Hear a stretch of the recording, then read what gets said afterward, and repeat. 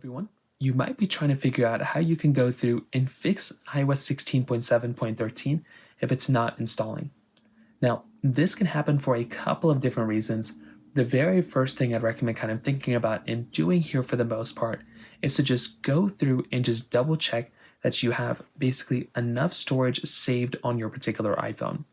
So, what I'd recommend doing is going inside of your iPhone settings like this, scrolling down until you find your general settings, which is right over here, and then go through and tap on iPhone storage and just go through and just make sure you have enough storage saved on your iPhone.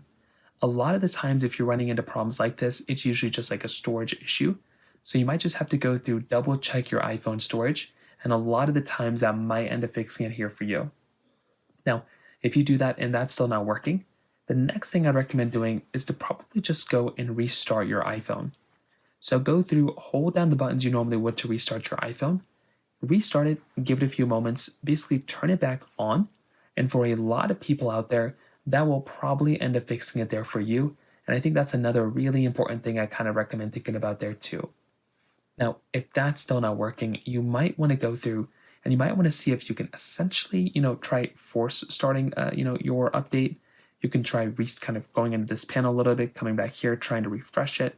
That could be something else. But if none of those things are working, you might have to go through and actually try essentially plugging your phone in to a Mac or PC and try updating your iPhone that way. So those are kind of the main ways to do it. If you have any other thoughts or questions, please let me know in the comment section below. Hit the like button, that'll mean so much, but definitely hit that subscribe button. More importantly than everything else, I love every single one of you guys. Hopefully I'll catch you guys in the next video.